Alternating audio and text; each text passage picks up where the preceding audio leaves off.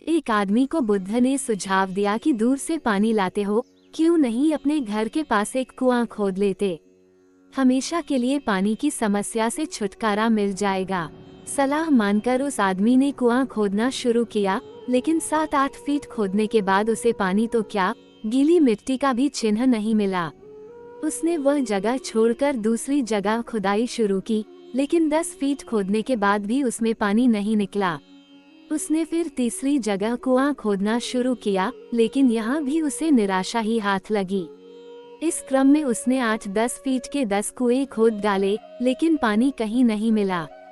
वह निराश होकर बुद्ध के पास गया। उसने बुद्ध को बताया कि मैंने 10 कुएं खोद डाले, मगर पानी एक में भी नहीं निकला। बुद्ध को आश्चर्य हुआ। वे स्वयं चलकर उस स्थान पर आए जहां उसने 10 गड्ढे खोदे हुए थे।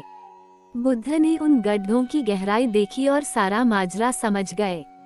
फिर वे बोले, 10 कुएं खोदने की बजाय एक कुएं में ही तुम अपना सारा परिश्रम लगाते तो पानी कब का मिल गया होता।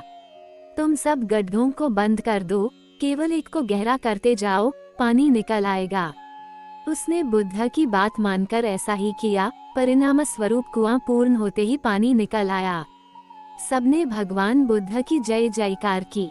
गौतम बुद्ध की कहानी हमें यह बताती है कि हमें भी जीवन में अपनी शक्ति को, एनर्जी को, ज्ञान को सही और एक दिशा में ही लगाना चाहिए, अन्यथा बार बार लक्ष्य बदलने से जीवन में निराशा के अलावा कुछ भी हाथ नहीं लगने वाला है। उदाहरण के लिए, आपने एक YouTube चैनल शुरू किया, 1-2 महीना काम किया, लेकिन कोई सब्सक्राइबर नहीं बढ़े, ना ही व्यूज आए। हमने निराश होकर के चैनल पर काम करना छोड़ दिया, फिर एक नए टॉपिक के ऊपर काम करने लगे, फिर कुछ दिन काम किया, फिर एक नया टॉपिक। इस प्रकार हमने चैनल तो बहुत सारे बने, लेकिन अनवरत रूप से एक पर भी काम नहीं किया और हम फेल हो गए। यही हमारे फेलियर का कारण है। इसलिए एक लक्ष्य, एक टारगेट और लगातार मेहनत आपको निश्चित रूप से सफल बनाती है। यही बुद्ध इस कहानी में हमें समझना चाहते हैं। बहुत बहुत शुक्रिया। चैनल को सब्सक्राइब करें, बेल आइकॉन दबाएं और प्यारे प्यारे कमेंट करें, जिससे मैं कुछ नया आपकी सेवा में प्रस्तुत कर सकूं। शुक्रिया। Thank you thank you thank you. एक जाने माने स्पीकर ने हाथ में 500 का नोट लहराते हुए अपनी सेमिनार शुरू की। हाल में बैठे सैकड़ों लोगों से उसने पूछा, ये 500 का नोट कौन लेना चाहता है। हाथ उठना शुरू हो गए। फिर उसने कहा, मैं इस नोट को आप में से किसी एक को दूंगा, पर उससे पहले मुझे ये कर लेने दीजिए। और उसने नोट को अपनी मुट्ठी में चिमोड़ना शुरू कर दिया। और फिर उसने पूछा, कौन है जो अब भी यह नोट लेना चाहता है। अभी भी लोगों के हाथ उठने शुरू हो गए। अच्छा, उसने कहा, अगर मैं ये कर दूं। और उसने नोट को नीचे गिराकर पैरों से कुचलना शुरू कर दिया। उसने नोट उठाई, वो बिल्कुल चिमड़ी और गंदी हो गई थी। क्या अभी भी कोई है जो इसे लेना चाहता है।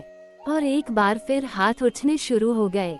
दोस्तों, आप लोगों ने आज एक बहुत महत्वपूर्ण पाठ सीखा है। मैंने इस नोट के साथ इतना कुछ किया, पर फिर भी आप इसे लेना चाहते थे, क्योंकि ये सब होने के बावजूद नोट की कीमत घटी नहीं, उसका मूल्य अभी भी 500 था। जीवन में कई बार हम गिरते हैं, हारते हैं, हमारे लिए हुए निर्णय हमें मिट्टी में मिला देते हैं। हमें ऐसा लगने लगता है कि हमारी कोई कीमत नहीं है, लेकिन आपके साथ चाहे जो हुआ हो या भविष्य में जो हो जाए, आपका मूल्य कम नहीं होता।